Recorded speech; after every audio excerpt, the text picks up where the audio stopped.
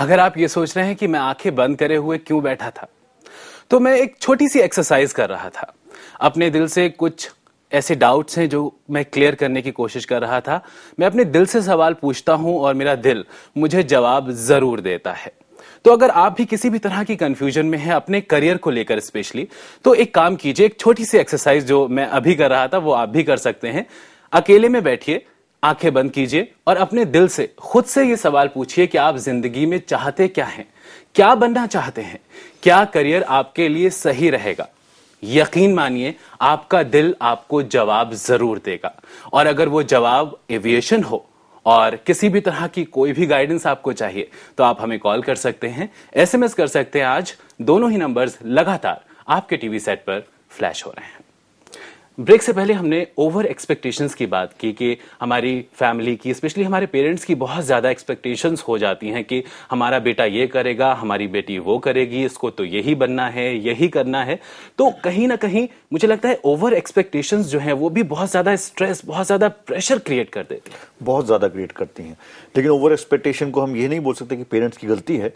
Actually क्या है कि उनका एक जो खुद नहीं कर पाता इंसान, वो अपने बच्चों से एक्सपेक्ट करता है। नॉर्मली अगर मैं कोई चीज कर रहा हूं तो मैं चाहूंगा मेरे बच्चे उसमें बहुत आगे जाएं। लेकिन यहां पर हम पेरेंट्स को एक ध्यान देने वाली बात यह है कि यहां हमें स्टेप बैक करना पड़ेगा। बच्चों को जब हम खुला छोड़ते हैं, जब उनको आजाद छोड़ते हैं, तब कुछ रिस्क लेते हैं हम, बट ये कैलकुलेटेड रिस्क है। तो उसके लिए एक स्टेप बैक कीजिए एंड वॉच योर किड कि वो क्या कर रहा है। आप कैलकुलेटेड रिस्क ले रहे हैं because you are not living him alone, but you are stepping back. बिल्कुल बिल्कुल। हमारे साथ एक कॉलर जुड़ गए हैं, इनका सवाल जान लेते हैं। जी बताएं। हेलो जी। एक्चुअली अभी हम बीएससी कर रहे हैं फैशन डिजाइनिंग में। हाँ हाँ। तो एक्चुअली उसके बाद मेरे को एक्चुअली हम कोलकाता में, और कोलकाता में बोला जाता है कि फैशन का डिमांड, मतलब जॉब जो है वो अच्छे नहीं है। अंजलि जी, आपकी आवाज क्लियर नहीं है, थोड़ा सा दोबारा से बोलिए और तेज बोलिए प्लीज। हमारा संपर्क यहाँ पर टूट गया है। मुझे जहां तक मुझे समझ में आया, इनका कहना है कि फैशन डिजाइनिंग का कोर्स कर रही हैं और जॉब अपॉर्चुनिटीज कोलकाता में ज्यादा नहीं है, और मुझे लग रहा है बहुत ज्यादा कंफ्यूज लग रही थी और इस चीज को लेकर बहुत टेंशन में थी। इनकी टेंशन दूर करने की कोशिश करते हैं। फैशन टेक्नोलॉजी जब हम लिए ग्रेजुएशन में, तो हमको सोचना चाहिए था कि it is not only based only Kolkata. ये फैशन टेक्नोलॉजी डिपार्टमेंट जो है, टेक्नोलॉजी जो स्पीयर है, ऑल ओवर ग्लोबल पर्सपेक्टिव है। तो आप कहीं जा सकते हैं, क्यों Kolkata? You can go to Bangalore, Delhi, anywhere metropolis, कहीं पे आप जा सकते हैं। तो बीएससी फैशन टेक्नोलॉजी आप कर रहे हैं, बहुत बढ़िया है। उसके बाद एमएससी फैशन टेक्नोलॉजी करिए एंड एनआईएफटी बहुत बढ़िया इंस्टीट्यूट है जो कि पोस्ट ग्रेजुएट प्रोग्राम देते हैं एंड कैरियर अपॉर्चुनिटी बिल्कुल। तो मतलब पूरी तैयारी के साथ कदम बढ़ाइए, कामयाबी आपके कदम जरूर चूमेगी। मनीषा जी हमारे साथ फोन लाइन पर मौजूद हैं। जी मनीषा जी, कहें। मनीषा जी, अपने टीवी सेट का वॉल्यूम प्लीज कम कर लीजिए और उसके बाद आप अपना सवाल पूछ सकती हैं। जी मनीषा जी, आप तक हमारी आवाज पहुंच रही है? हेलो जी। वो मुझे पूछना था कि क्या बोलते हैं कि अभी मेरे को 11th में साइंस लेनी है, पर मेरी फिजिक्स और केमिस्ट्री अच्छी नहीं है, सिर्फ बायो अच्छी है, तो मैं क्या करूं?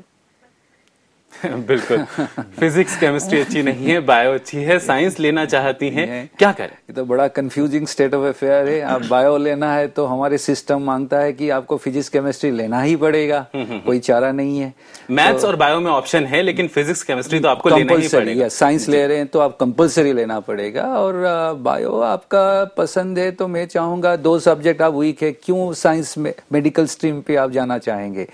आप और कुछ स्ट्रीम पकड़ लीजिए। एंड बायोलॉजी आपका स्ट्रांग है तो आप कॉमर्स नहीं तो साइंस स्ट्रीम में जाके any industry that is related to biology और मेडिसिन साइड, उसमें जा सकते हैं। तो आपके इंटरेस्ट और द जॉब प्रोफाइल ये साथ में मैचअप हो जाएगी। बिल्कुल, कोई प्रॉब्लम नहीं है। आपको अपने इंटरेस्ट को ध्यान में रखना है, किसी के मतलब कहने में आकर आपको साइंस ऑप्ट नहीं करनी है, कहीं ऐसा ना हो कि आगे चलकर आपको प्रॉब्लम्स हो जाए। मुझे यहाँ पर लगता है कि जब भी हम कोई भी स्ट्रीम चुनने के लिए जाते हैं, सबसे पहले तो हमारे माँ बाप जो हैं वो बहुत ज्यादा डिसाइडिंग फैक्टर होते हैं उसमें कि आपको ये लेना है या वो लेना है।